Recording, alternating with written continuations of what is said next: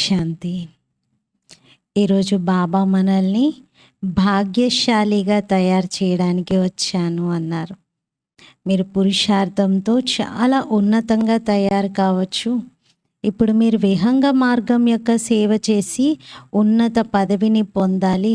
ఊరూరా అంతటా బాబా సందేశాన్ని ఇవ్వాలి. ఫాలో ఫాదర్ చెయ్యాలి అన్నారు.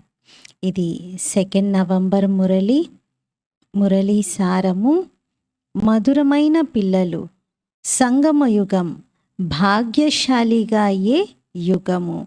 ఇందులో మీరు ఎంత కావాలనుకుంటే అంత మీ భాగ్య సితారాను ప్రకాశింపచేయవచ్చు. మధురమైన పిల్లలు, సంగమయుగము భాగ్యశాలిగా అయ్యే యుగము.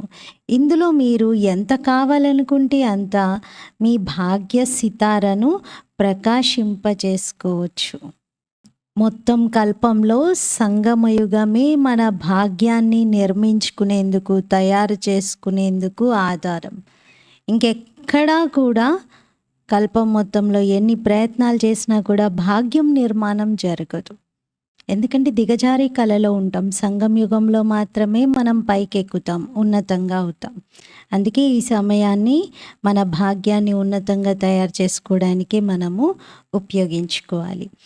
ఈరోజు 2 ప్రశ్నలు ఉన్నాయి. అందులో మొదటిది, తమ పురుషార్థాన్ని తీవ్రతరం చేసుకునేందుకు సహజ సాధనం ఏమిటి? జవాబు, ఫాలో ఫాదర్ చేస్తూ వెళ్ళినట్లయితే పురుషార్థం తీవ్రతరం అవుతుంది. తండ్రినే చూడండి, తల్లైతే గుప్తంగా ఉన్నారు. ఫాలో ఫాదర్ చేయడం ద్వారా బాబా సమానంగా ఉన్నతంగా అవుతారు. అందుకే ఎక్యురేట్గా ఫాలో చేస్తూ ఉండండి. బాబా ఈజీగా నా ఫుట్ స్టెప్స్ పైన నడవండి అంటారు. ఇంకొక ప్రశ్న, బాబా ఏ పిల్లలను బుద్ధిహీనులుగా భావిస్తారు? బాబా ఏ పిల్లలను బుద్ధిహీనులుగా భావిస్తారు? జవాబు, ఎవరికైతే తండ్రిని కలుసుకున్నాము అన్న సంతోషం కూడా లేదో వారు బుద్ధిహీనులు అయినట్లే కదా. ఇటువంటి తండ్రి ఎవరైతే విశ్వాధిపతులుగా తయారు చేస్తారో వారికి సంతానంగా అయిన తర్వాత కూడా సంతోషం లేకపోతే వారిని బుద్ధిహీనులని అంటారు కదా. ఓం శాంతి. మధురాతి మధురమైన పిల్లలు, మీరు లక్కీ సితారలు. మనం శాంతిధామాన్ని స్మృతి చేస్తాం, అలాగే తండ్రిని కూడా స్మృతి చేస్తామని మీకు తెలుసు. తండ్రిని స్మృతి చేసినట్లయితే మనం పవిత్రంగా అయి ఇంటికి వెళ్తాం.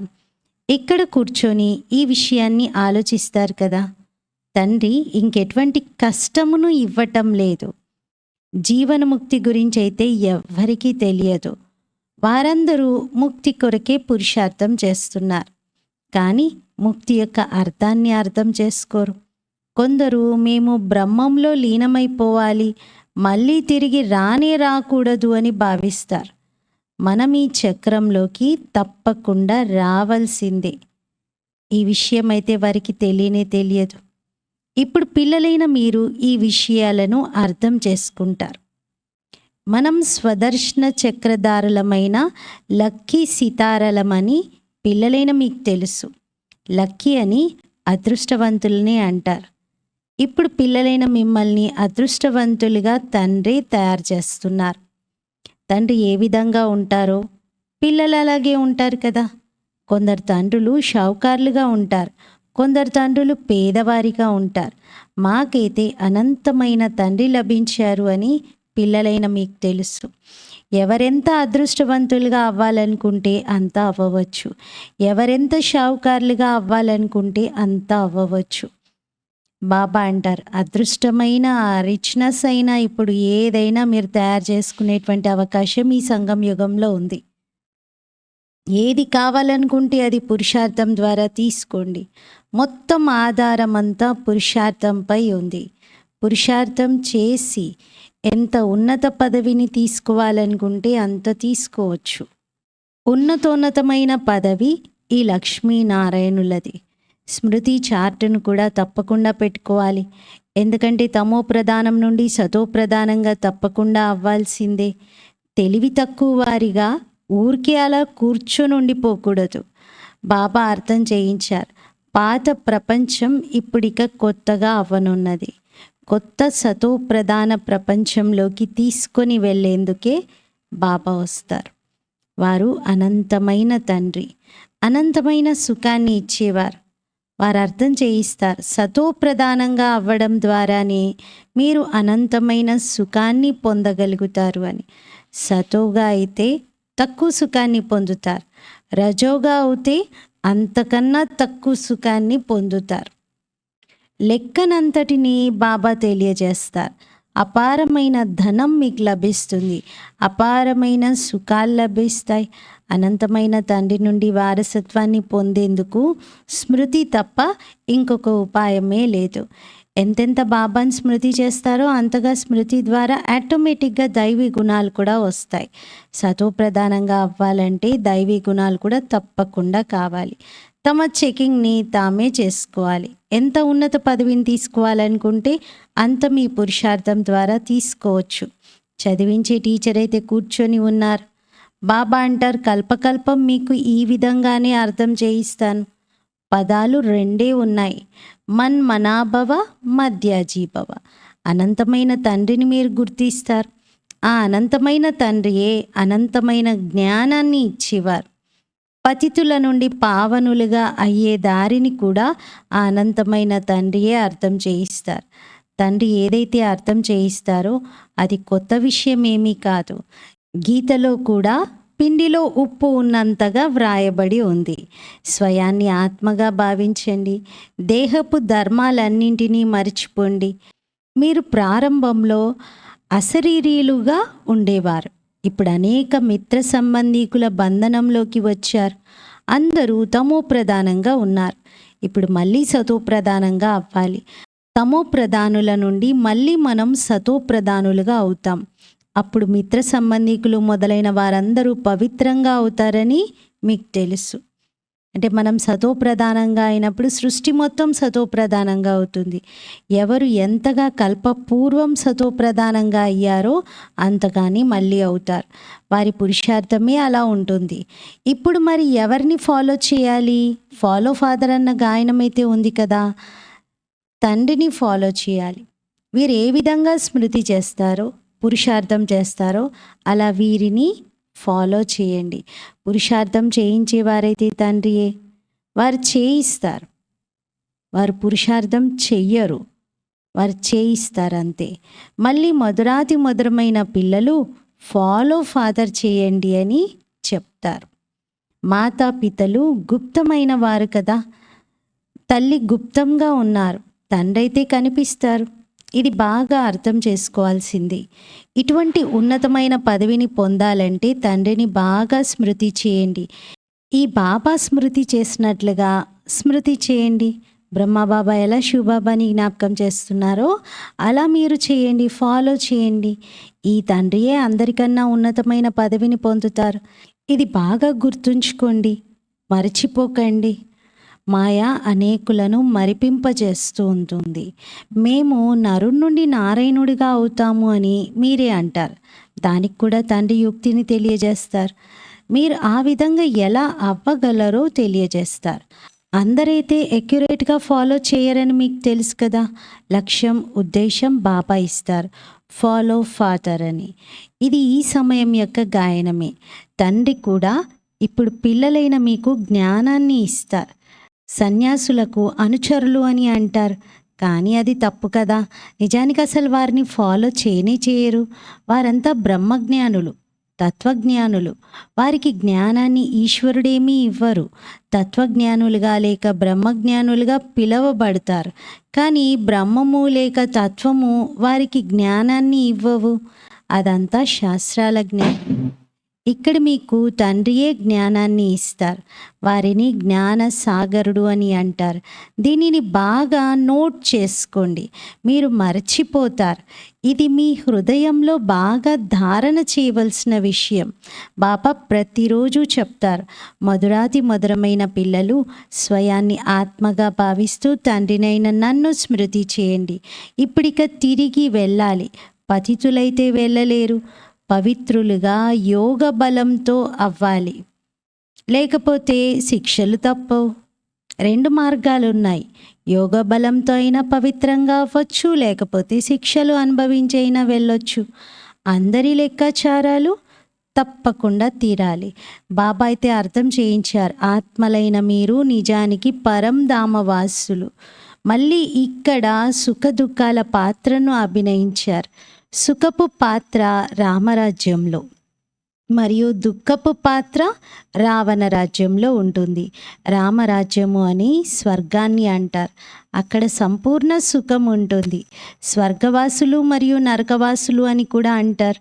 ఈ విషయాలను బాగా ధారణ చేయాలి.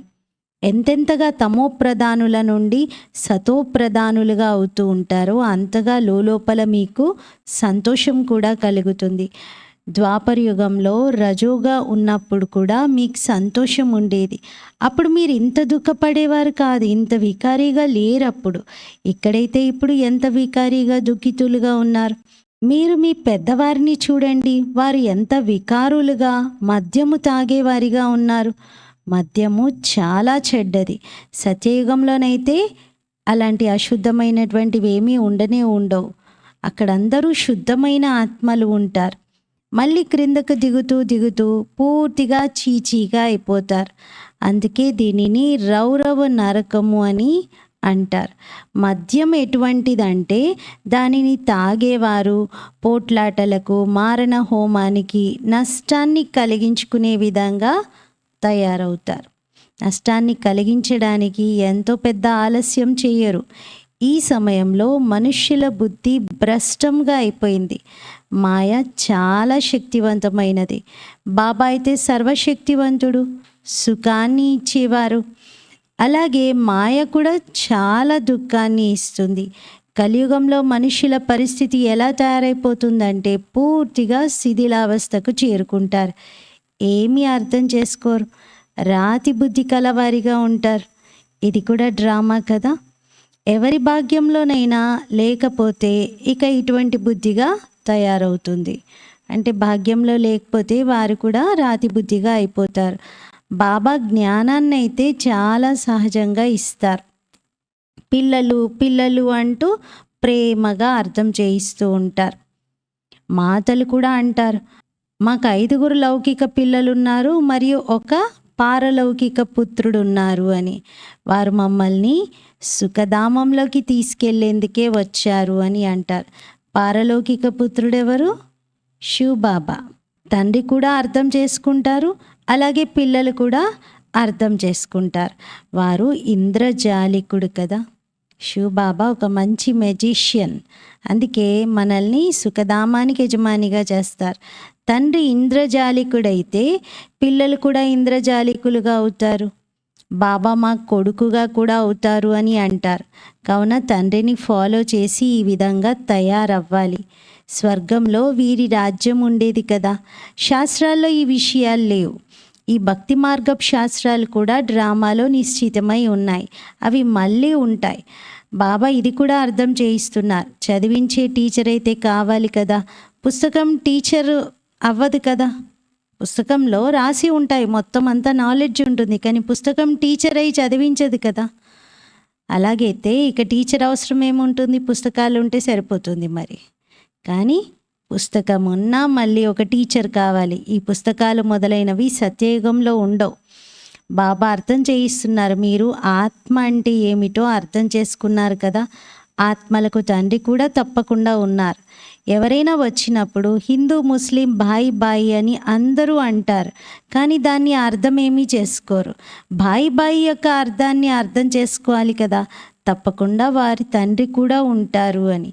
ఈ మాత్రం జ్ఞానం కూడా ఎవరికీ కలగట్లేదు. ఇద్దరు బాయి అంటే ఇద్దరు బాయిలకి కలిపి ఒక తండ్రి ఉంటారు అనేది అర్థం కావట్లేదు ఎవరికి.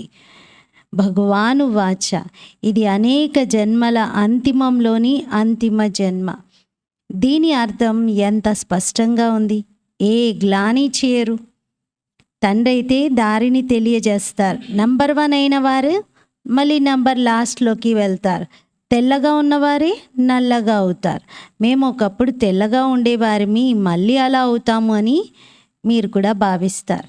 తండ్రిని స్మృతి చేయడం ద్వారానే ఈ విధంగా అవుతారు. ఇది రావణ రాజ్యం. రామరాజ్యాన్ని శివాలయం అని అంటారు. సీత యొక్క రాముడైతే త్రేతాలో రాజ్యం చేశారు. ఇందులో కూడా ఇది అర్థం చేసుకోవాల్సిన విషయం. సత్యత్రేతాయుగాలను కలిపి రామరాజ్యం అంటారు. కానీ సీతాపతి రాముడైతే త్రేతాయుగంలో ఉంటాడు అని అంటున్నారు. 2 కళలు తక్కువ ఉంటాయి త్రేతాయుగంలో. సత్యయుగం ఉన్నతమైనది, దానినే అందరూ తలుచుకుంటారు. త్రేతాను మరియు ద్వాపరాన్ని అంతగా తలుచుకోరు.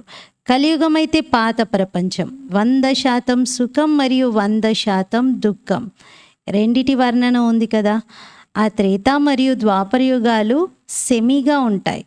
అందుకే ముఖ్యంగా సత్యయుగం మరియు కలియుగం యొక్క గాయనమే చేయబడింది.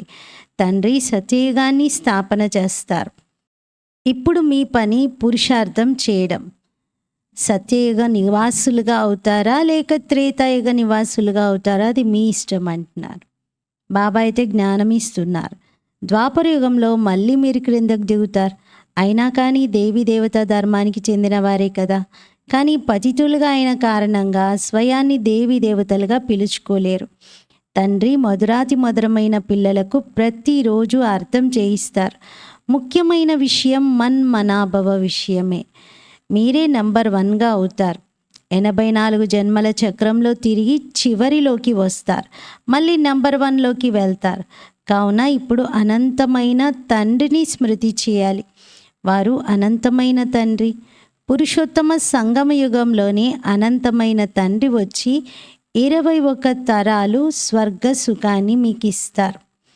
ఎప్పుడైతే ఒక తరం పూర్తవుతుందో అప్పుడు మీరుగానే శరీరాన్ని వదిలేస్తారు.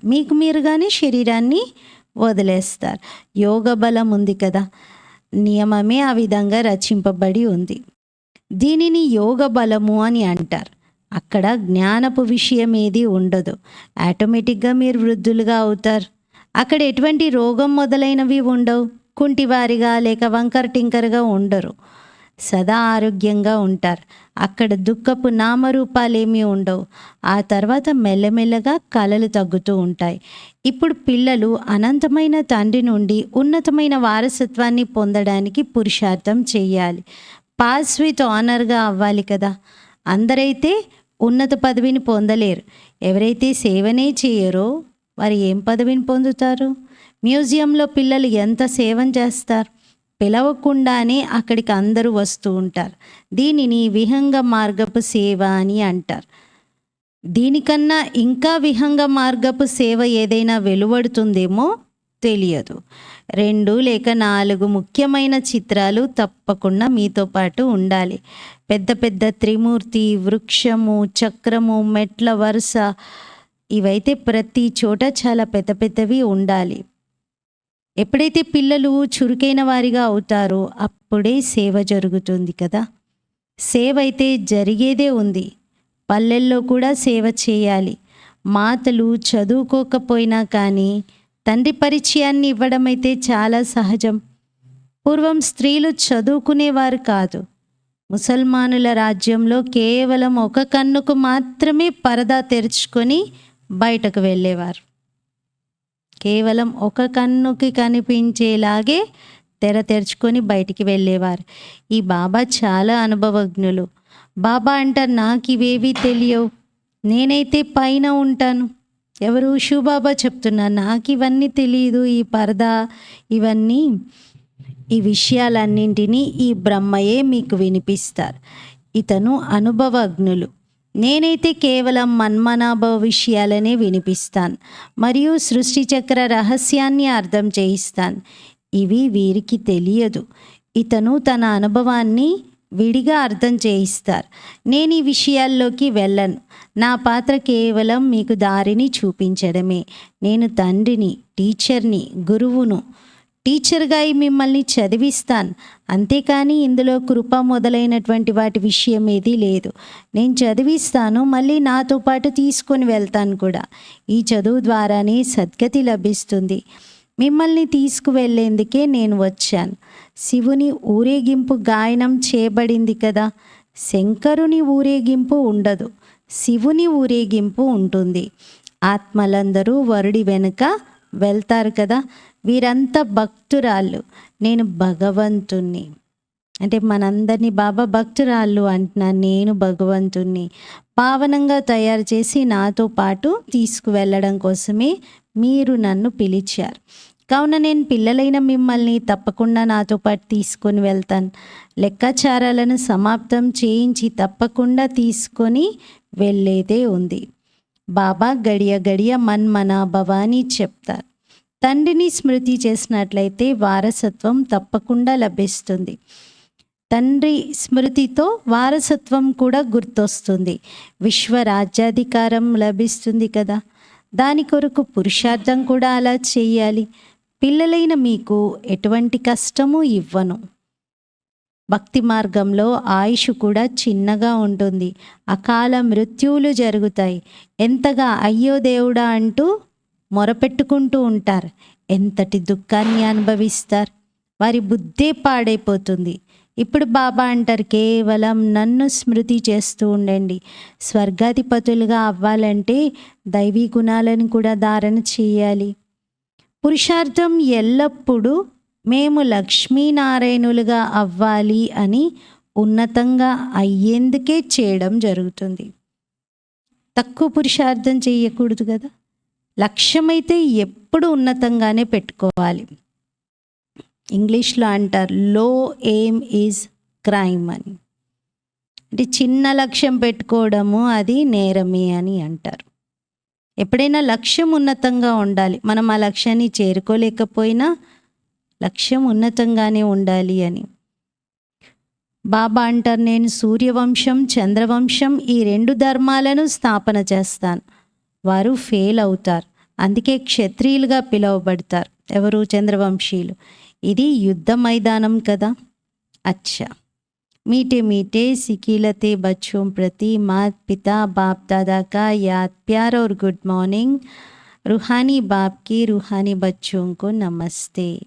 हम रूहानी बच्चों की रूहानी बाप दादा को याद प्यार गुड मॉर्निंग और नमस्ते. मेरा बाबा मीठा बाबा प्यारा बाबा शुक्रिया बाबा. ధారణ కొరకు ముఖ్య సారము. ఫస్ట్ పాయింట్, సుఖధామ వారసత్వం యొక్క పూర్తి అధికారాన్ని తీసుకునేందుకు సంగమంలో ఆత్మిక ఇంద్రజాలికులుగా అయి తండ్రిని కూడా తమ కొడుకుగా చేసుకోవాలి. ఇప్పుడు బాబాను వారసుడిగా చేసుకోవాలి. పూర్తిగా బలిహారం అవ్వాలి. సెకండ్ పాయింట్, స్వదర్శన చక్రధారులుగా అయి స్వయాన్ని లక్కీ సితారలుగా తయారు చేసుకోవాలి. విహంగ మార్గపు సేవకు నిమిత్తులుగా అయి ఉన్నత పదవిని పొందాలి. ప్రతి గ్రామంలోనూ సేవ చేయాలి. దాంతోపాటు స్మృతి చార్ట్ను కూడా తప్పకుండా పెట్టాలి. వరదానము. దృఢ సంకల్పమనే అగ్గిపుల్లతో ఆత్మిక బాంబు అనే బాణసంచాను కాల్చి సదా విజయీ భవ. వరదానాలు రోజు దీపావళి పండుగకి సంబంధించినవే బాబా ఇస్తున్నారు. మొదటి రోజు నుండి అసలు దీపావళి అంటే ఏంటి, లక్ష్మిని ఎలా ఆహ్వానించాలి, పాత ఖాతాను క్లోజ్ చేసి కొత్తది ఎలా అని నిన్న చెప్పారు. ఈరోజు బాబా బాణసంచా గురించి చెప్తున్నారు. దృఢ సంకల్పం అనే అగ్గిపుల్లతో ఆత్మిక బాంబు అనే బాణసంచాన్ని కాల్చే సదా విజయీ భవ. ఈ రోజుల్లో బాణసంచాలో బాంబులను తయారు చేస్తున్నారు. కానీ మీరు దృఢ సంకల్పం అనే అగ్గిపుల్లతో ఆత్మిక బాంబు అనే బాణసంచాన్ని కాల్చండి. దీని ద్వారా పాతవన్నీ సమాప్తమైపోవాలి. వారైతే బాణసంచాలో ధనాన్ని పోగొట్టుకుంటారు, కానీ మీరు సంపాదిస్తారు. వారిది బాణసంచా, కానీ మీది ఎగిరే కళ యొక్క ఆట. ఇందులో మీరు విజయులుగా అవుతారు. కావున డబల్ లాభాన్ని పొందండి, వెలిగించండి కూడా, సంపాదించండి కూడా. ఈ విధిని అలవర్చుకోండి. స్లోగన్. ఏదైనా విశేష కార్యంలో సహయోగులుగా అవ్వటమే ఆశీర్వాదాల లిఫ్ట్ను తీసుకోవటం. ఏదైనా విశేష కార్యంలో సహయోగులుగా అవ్వటమే ఆశీర్వాదాల లిఫ్ట్ను తీసుకోవటం. నేను సదా విజయీ ఆత్మను.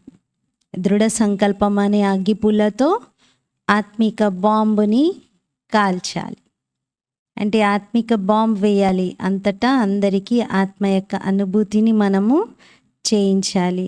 అలాంటి బాణసంచను కాలుస్తూ ఈరోజు మనము ఈ దీపావళి పండుగను జరుపుకుందాం. ఓం శాంతి.